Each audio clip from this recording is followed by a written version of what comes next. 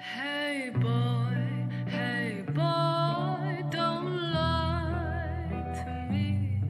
Tell me where did you sleep last night? In the pines where the sun don't ever shine. I shiver the whole night through.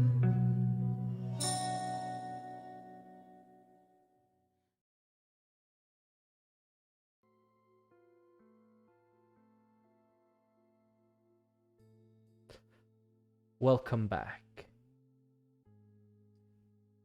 Only a single night has passed since our coterie returned from their tumultuous and strange trip to Bulgaria.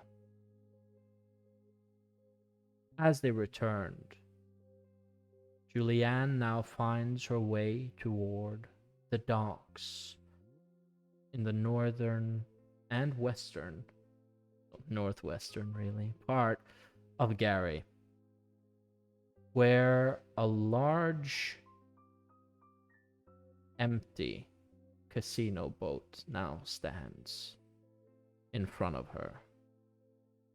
Outside, the marquee that reads the name of this great boat stands rusted and shut by a chain. It seems that no one has really been here for quite a while, looking at the state of the boat and the area around it. But looks can often be deceiving. So, outside of this gate, what does Julianne do? So the gate itself is chained shut?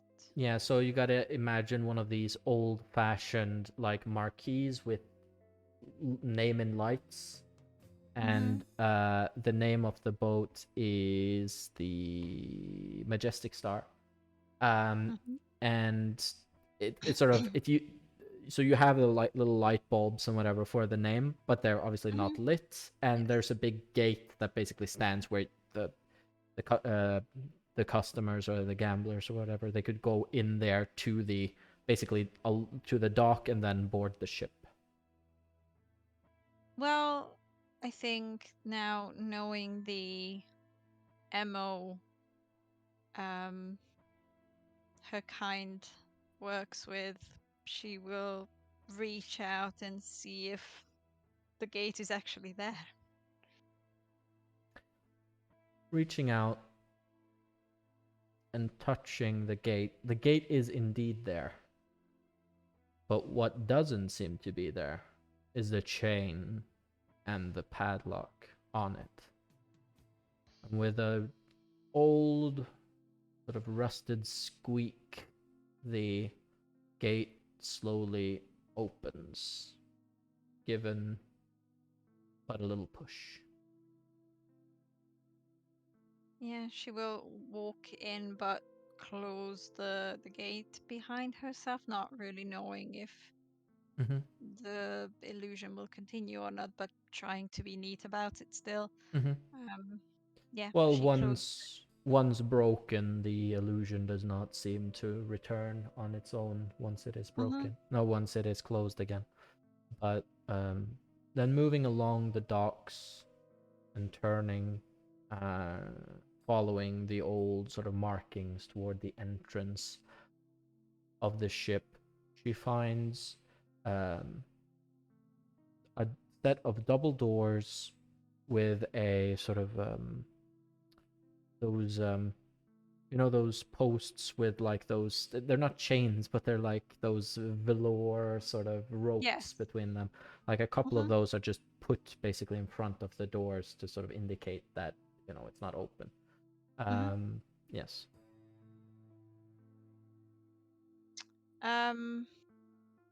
Yeah, she will take it off if it's indeed there. And Yeah, these are just standing in front of the door, yeah. yeah, and yeah, open the door and look inside.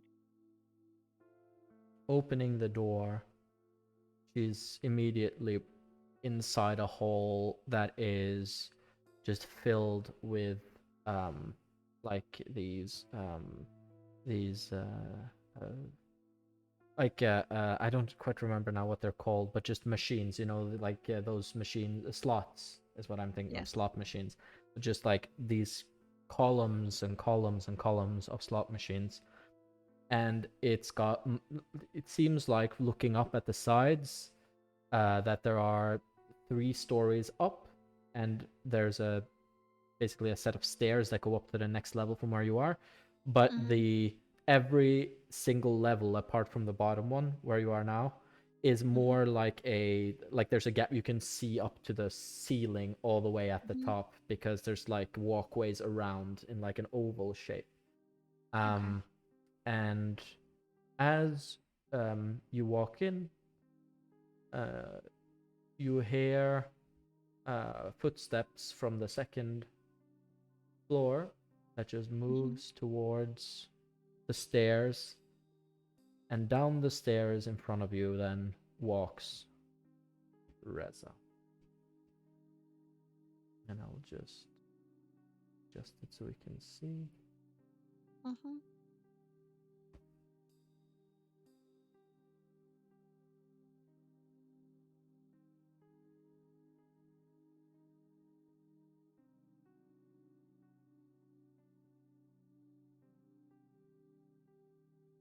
May I continue? Yes.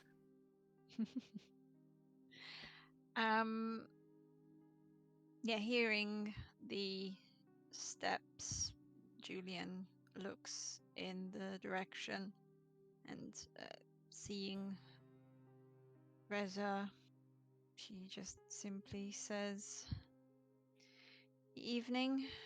Well, you said I can find you here, so here I am." Yes. Well, I can't exactly say that I receive many visitors here, so I thought it might be you. Well, this is I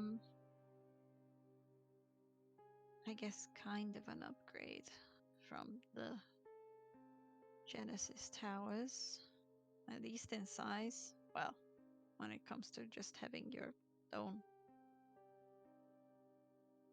well, everything. She just looks around. Size, yes, but well, this boat was shut down for a reason. It is quite old, neglected, like much of this city, I'm afraid. But let's not talk about such depressing matters. What exactly is it you wish of me? Well, I don't think what I want to talk to you about is any less depressing. Besides, are you aware that if we were to succeed, this whole area will be, even if not ours, definitely Catherine's? Well, I would very much be surprised if even the Camarilla, with its speeches about doing right by its members, delivers on such a promise.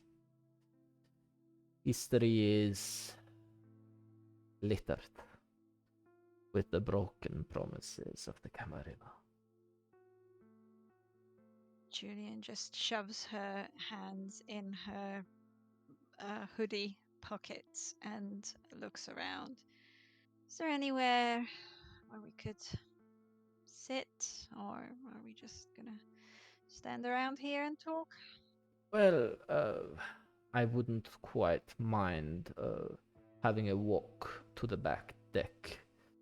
These nights I find, at least in this part of the city, fresh air is actually fresh. All right. He then leads you up the stairwell, and Mm-hmm.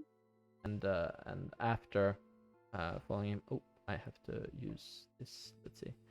And he walks up the stairwell, Mm-hmm. and after going up, he sort of goes around to the side, and he moves toward the sort of the on the side. There's a door that basically takes you outside to the sort of the, I wouldn't call it a balcony, but you know what I mean. Like on the side, there's like an outdoor area basically where you can look Mm-hmm. out over the bay.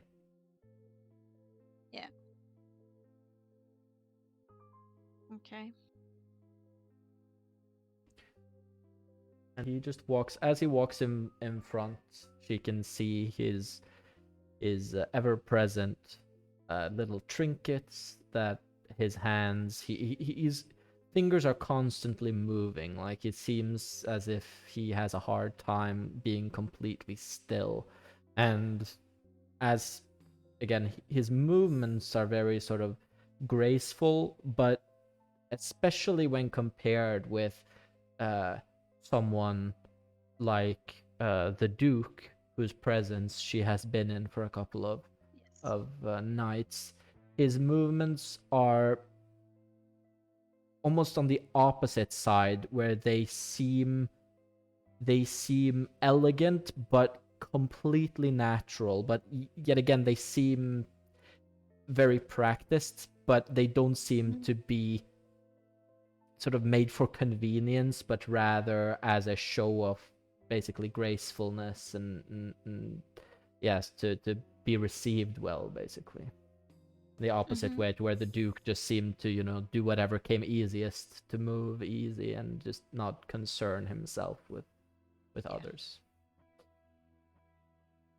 Um. Yeah. Once they're outside, Julian just looks around for a moment. So you don't seem to like the Camarilla that much. Is there a specific reason why not? Well,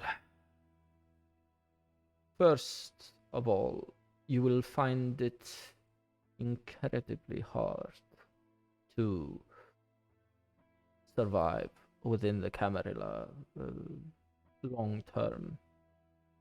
You have been in one way blessed by the circumstances and the placement of your rebirths, so to say.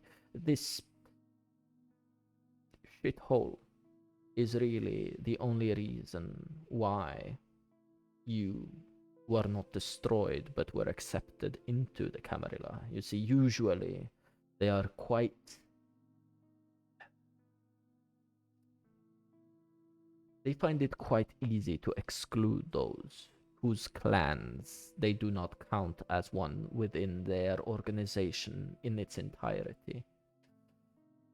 If you come from an outside clan, then some Camarilla princes do allow more established members to, establish themselves, but fledglings being allowed to be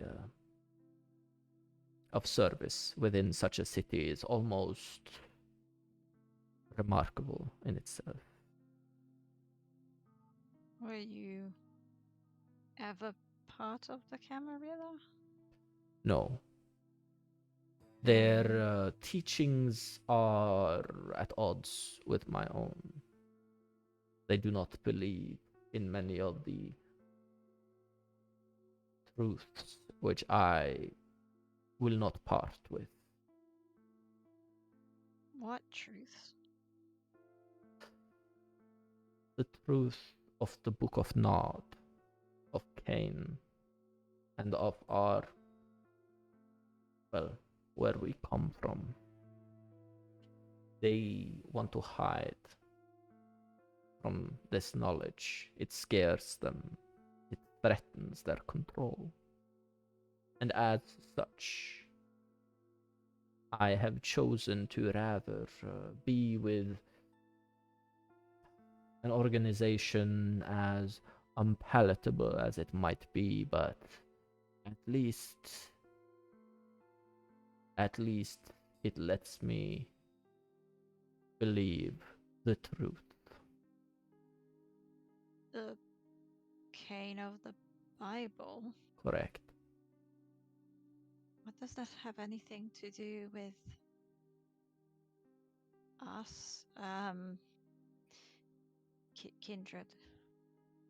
Well, Cain is, well, the first of us. All other vampires, all other kindred, stem from Cain. Are you sure?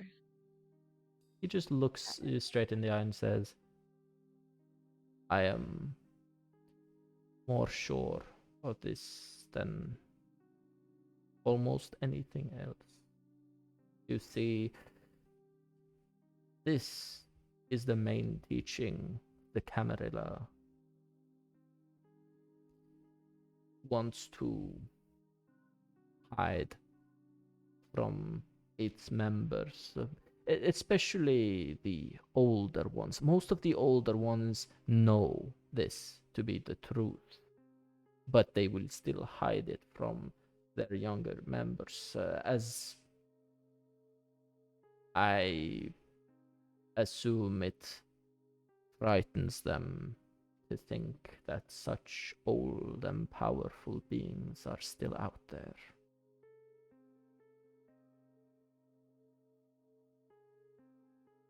Julianne almost like stumbles towards the edge of the boat to hold on to the railing as she looks out onto the water. So we are inherently evil. Well, we are inherently cursed. Whether we are evil is up to every one of us. We all bear the mark of Cain, as I have said in our previous meeting.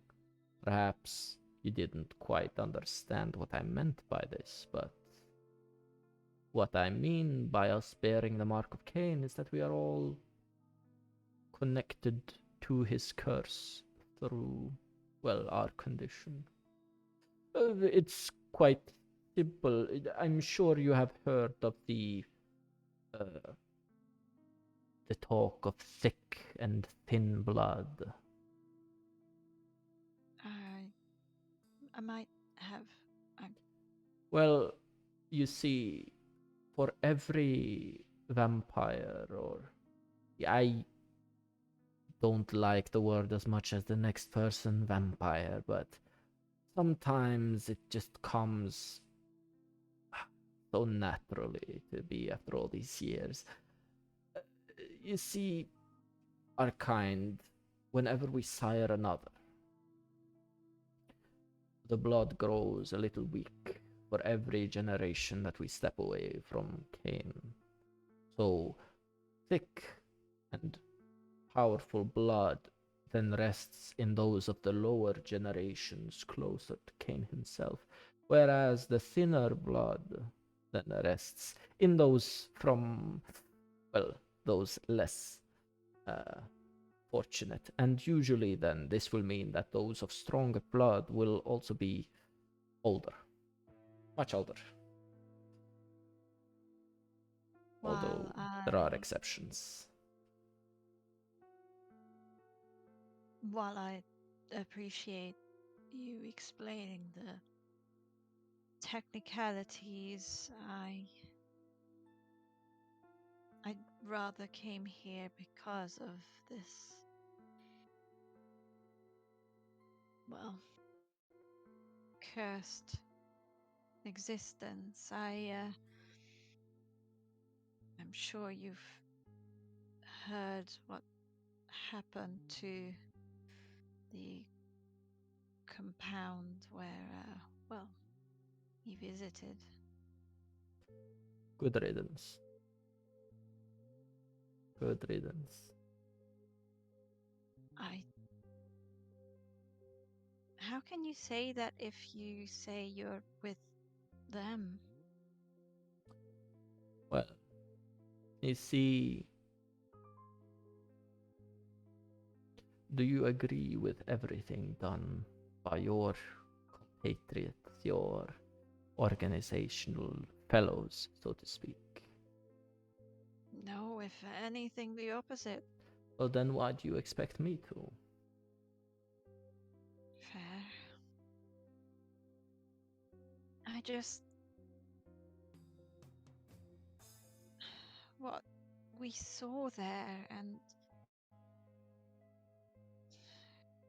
it's hard to put into words, but I think the worst part is that the horrors didn't even just come from that side. It seems that the more time passes, the more monstrous those around me become, and everywhere I look, it's just horrors upon horrors, and there doesn't seem to be anywhere to feel safe from any of that, any place that would feel righteous and good. I don't know how to fight all of this terror and malice. Well, think of it more like this. If you had not destroyed this compound, if you had not destroyed and had to face these horrors, would you think it to be better if you somehow close your eyes and ignore facing these things, or to face them, destroy them, take them out of the world, make the world a tiny bit brighter, brothers? You see, I have no real connection in to this. See, with age, some things become more clear, but I don't openly hurt or terrorize others, but it is clear to me now more than it probably was when I was turned that the true thing that will keep you moral is just this agony which you currently express. Once you stop feeling that agony, now that is when you are truly lost. And I can feel it slipping myself. It's a sad thing, but you can't do much but take it with a smile. Well, at least you can, I guess.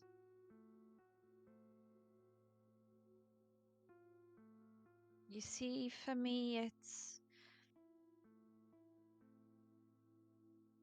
Well, I'm not sure whether I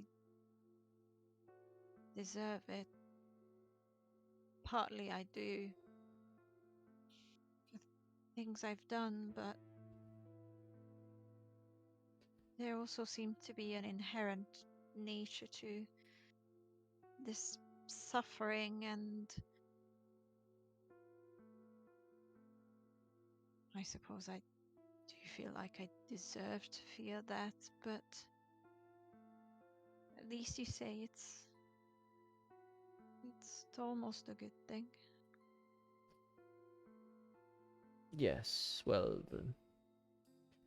it's good in the sense that it works as medicine. It keeps you upright as time goes along, but just like medicine, it tastes bitter. But I have, at least on the smaller things, the things that involve something looking grotesque, when it comes to things like stealing, lying, this sort of thing. This makes me feel now nothing. And I would not wish that on my worst enemy. So I would just say enjoy those feelings while you can, because that makes it more likely that you will keep them for a long time, which is a good thing. Thanks, I guess. So, how was Bulgaria? And he just smiles. How do you know about that? Well, I might have put a tracker on one of you a while back. I saw the plane. I saw where the plane went. Are you going to tell the others about that? Well, I hoped to speak with you in Bulgaria. You see, I went there myself while you were there, but all I found was a lodge. I didn't see you there, so that's where my trail ended, and I just returned here. Well, the Sabbat was there, and we had this path that was again perilous and horrific, just more of the horrors of this existence. But why did you decide to follow us? What was the purpose of that? Ah, well, I was bored. This That's it. place bores me, and well, I do very much intend to keep my eye on all of you. Why? You're the most interesting thing to happen to this city for a long time. That's really the. I won't lie and pretend I have some sort of deep connection to any of you, but you interest me. And he looked up for a little bit, and then he sort of flickers back. Oh, that's it.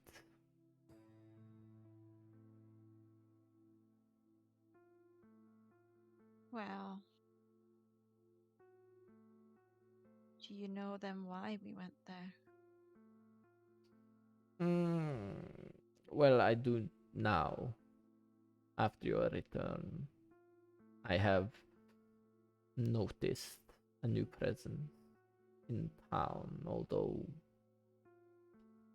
I don't know much about this presence as of yet.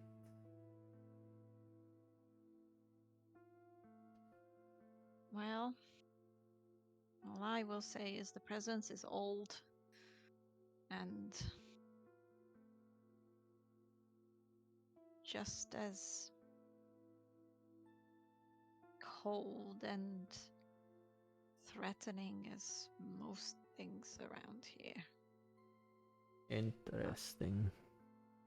But somehow that's supposed to be good for us. I don't pretend to understand any of this. I am sure if this creature is as powerful as you say, well, I am sure it will really light a fire under Roman's ass. As well, he is the main one tasked right now with bringing you three back into the fold. Are you planning on telling him what I told you? I don't like Roman much. I don't think I will. But I don't promise that I won't. But I don't intend to. Well, if these lines, I thought I might have a grasp on it that maybe what's inside the Camarilla could be good and what's outside of it is bad, but most things that I see inside of it are just as rotten and Well,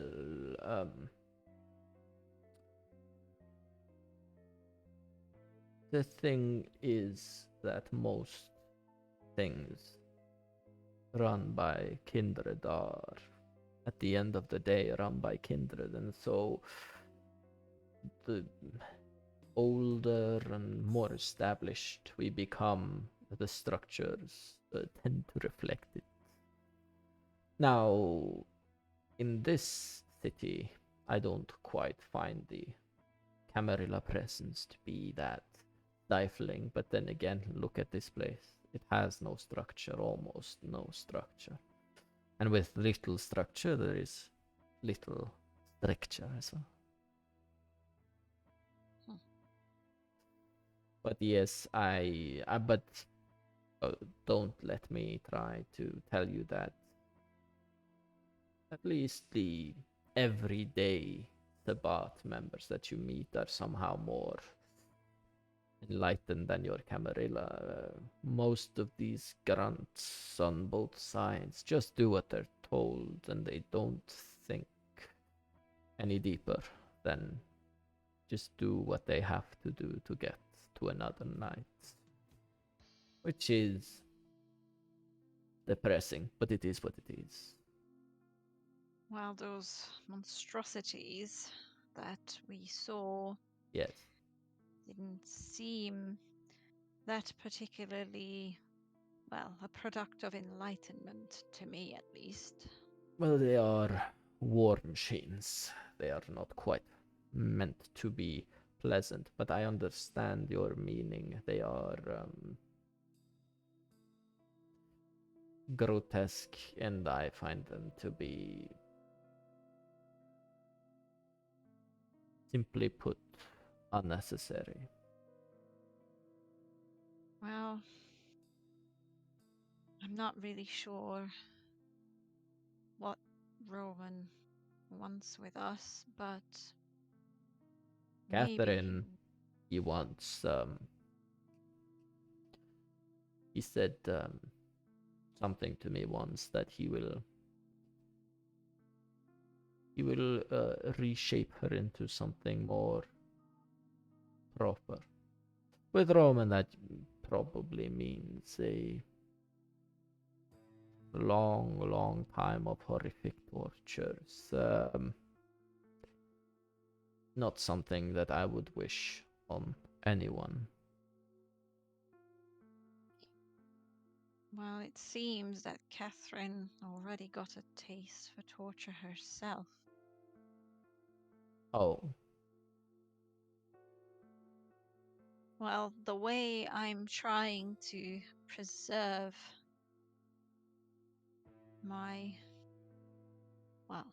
myself in all of this it seems that she's just as keen to lose herself. I see. She told me in Bulgaria that when she ripped into that creature was the first time she truly felt alive since this all happened to us. She might be more like Roman than maybe she would like, but who knows at this point. Well, Roman did choose her for a reason. Just like Torrance chose Isaac for a reason. Well, you know, at least there's an honesty to Catherine. I think she's starting to understand what she is, and I think I saw that at the very beginning when they were feeding. They just ripped into those bags like animals, and I don't want to ever feel that way. What way? But like an animal. But before you were turned, you were no less an animal than you are now. Consider yourself in the desert. 2 days without water, and then arriving upon a spring. If someone then saw you slurping down the water as if you would die the next minute without it, you would seem animalistic to them, no?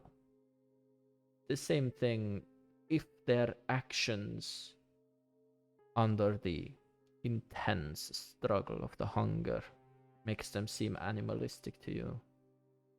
I can understand, but I wouldn't be so quick to see that in itself as such a terrible thing.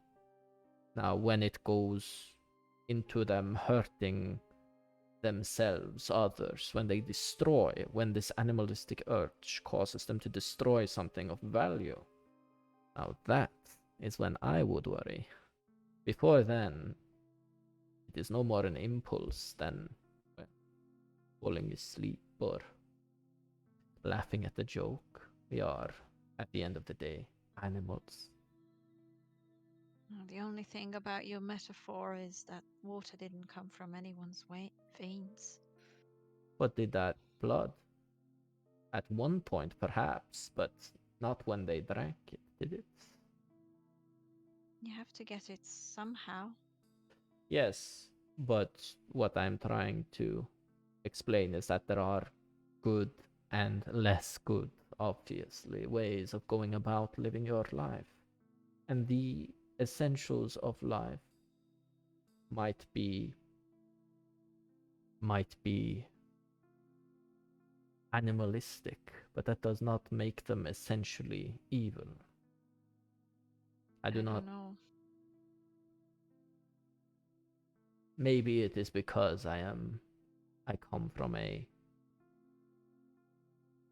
simpler time, but I remember my days back in Persia. I would never consider a deer stalking some sort of wild beast and hunting it down to eat it as evil. It just is.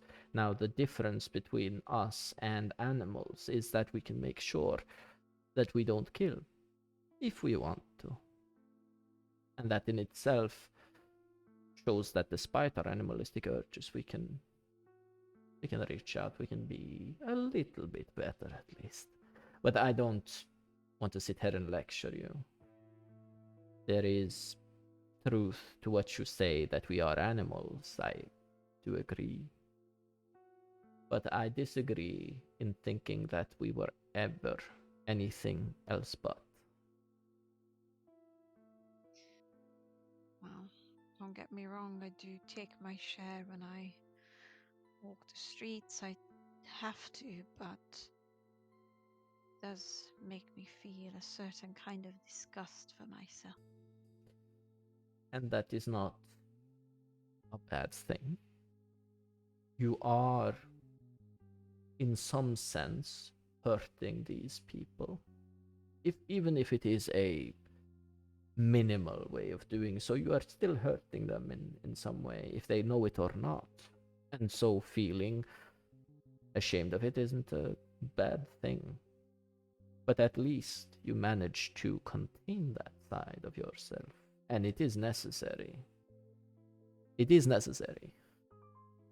Yes, you see, that's what I was going to say about ITSOC, that I suppose there's a certain honesty to the existence of Catherine. She embraces her monstrosity, but what lurks in ITSOC is just as horrendous. And I've seen the way it comes forth, and it is, well, demonic. And yet he could delude himself into thinking that it is somehow the righteous way, which in some regards I would say is worse than the way Catherine looks at herself.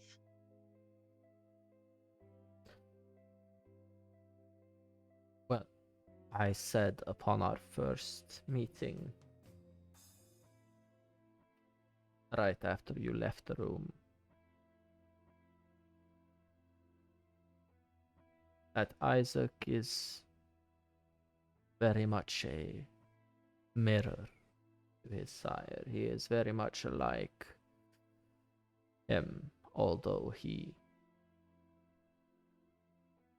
does not seem to think so, does not seem to see it yet. I would not doubt his motives from what I see. Hot headed. He even started lecturing me, thinking that he has some sort of insight that I lack. It is funny because it reminds me very much of when I first met Torrens. They're quite in a bit of a different way. Torrens is very hellfire and brimstone, but he does think that what he does is for a greater purpose. Although I don't much care. ITSOC might, in a similar vein, think that he is doing something for a greater purpose. It's sometimes uncanny how much our childer look like ourselves. But that is just my little input on it. Now, when you're saying the things he does, what exactly do you mean when you say he does demonic things? He can read people's fears. I think that their worst fears about themselves, and that was just one thing, but he then, well, he uses them against them, and then there's the fire, black and full of tormented souls. I It see. seems to get worse and worse, but at least it seems that he realized it is a rather dark power.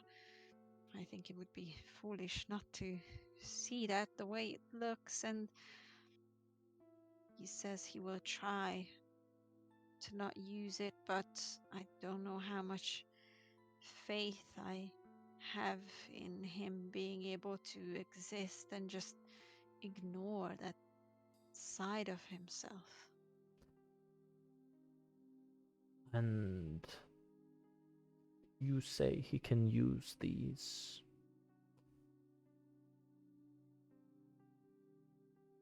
feelings, you said, against people. Yes. We can also remove them, yes. I don't know about that. I see. I see. I see.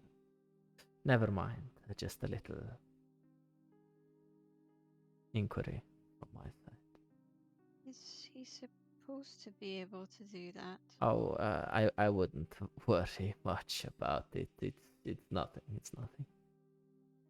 He just sort of waves it away, and yeah. But yes, you were saying. Well, that's really about it when it comes to ITSOC, but you said about the child resembling the sire, and Sometimes, most of the time, yeah. well, what about me? Well, I don't quite remember how I was so long ago, but I think we are quite different. I was always chasing the next great experience. You don't seem to do that.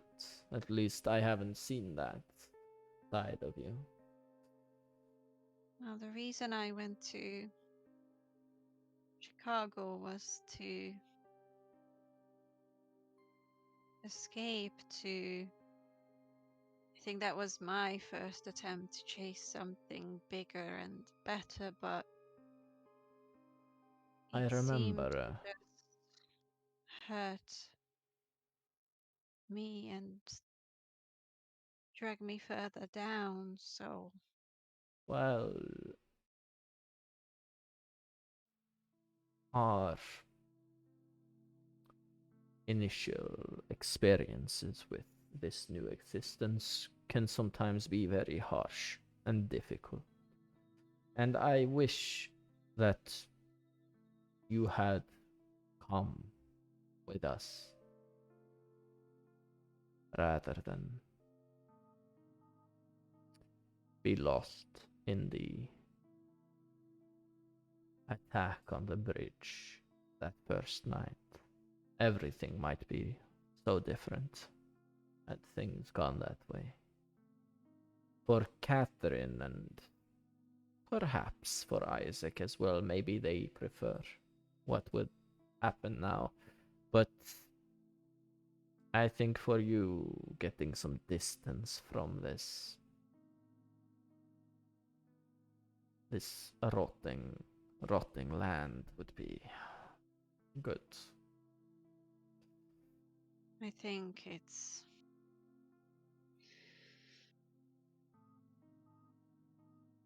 it's my share, my well-deserved share for all that I've done and experienced before. From my experience, the if all of us got exactly what we deserve, many of our kind would be much worse off. I don't consider myself a saint, but I will gladly say I consider myself much above the likes of Roman or others that seem to enjoy inflicting misery on others. And as bad as you think you are, I think you'll come to see that you are but a speck of sand on a beach compared to some others. And so perhaps you're looking at this curse situation all wrong. Maybe it doesn't come from your actions, but something else.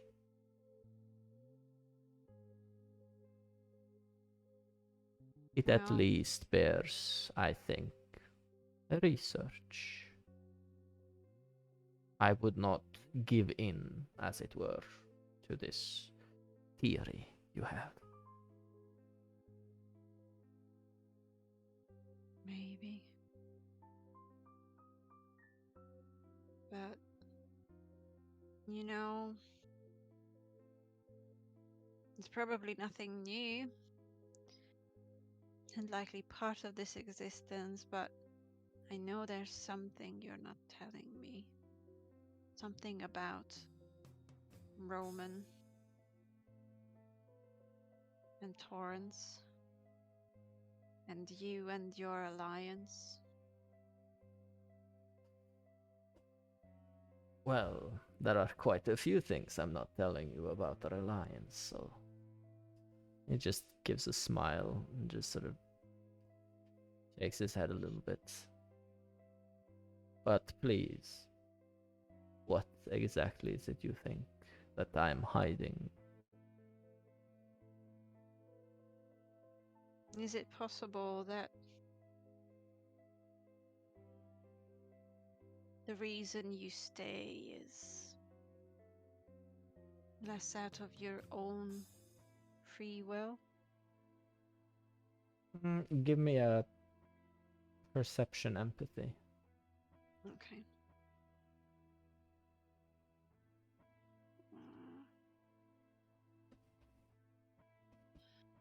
Perception, empathy. Okay.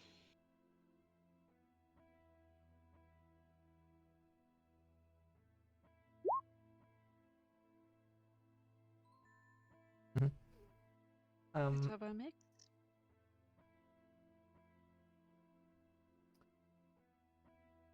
You see, as you say, see like his eyes give like a flicker to you and back before he sort of straightens up and goes, uh, sure, I guess you could say my friendship is keeping me in involuntarily, if that's what you mean. That is not what I mean. Well, I can say that my reasons, and I can say this from the bottom of my heart,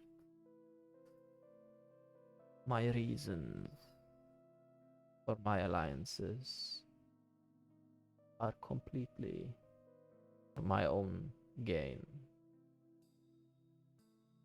I am not held hostage, although sometimes for my own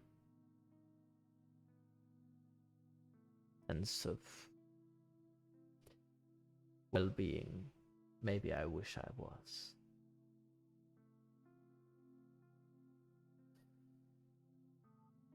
I see. But maybe, like all things, this alliance does not have to be permanent.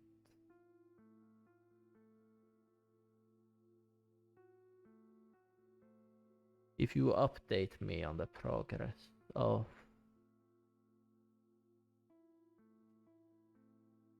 Isaac's condition, then maybe one day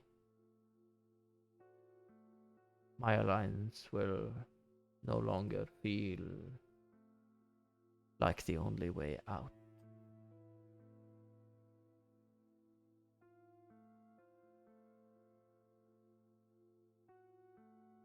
Very well. if you say that my feeling of drowning is what's strangely keeping me afloat, then I guess it's time for me to wade back into the water.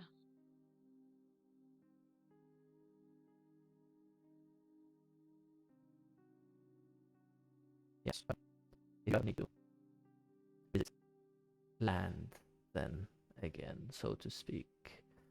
You know where to find me. Although I might not be here for that long, in which case I will let you know where I move to next.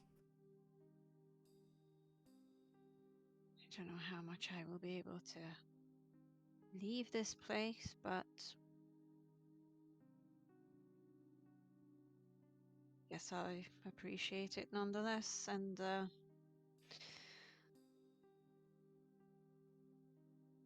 thank you for whatever this is. Well, again, it kept my night much more interesting than the ones preceding it, so I thank you for your visit. And please remember what I said about the Camarilla. It is important that you give those worthy of respect their due. The moment they try to control who you are, your very essence, that's when you know that they're not the right fit. Hopefully, your leadership in this place is less stifling than those I have met before.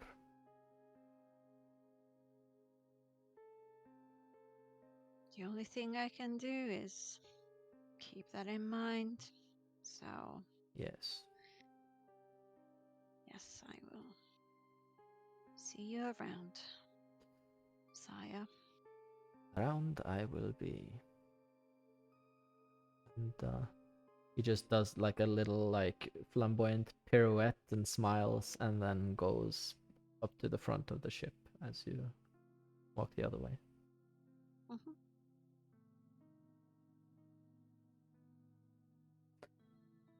Then Yeah, Julian just yeah, walks off the ship and starts back towards the city, deep in thought. and as she leaves and the gate swings close after her, another night in Gary comes to a close. Until next time.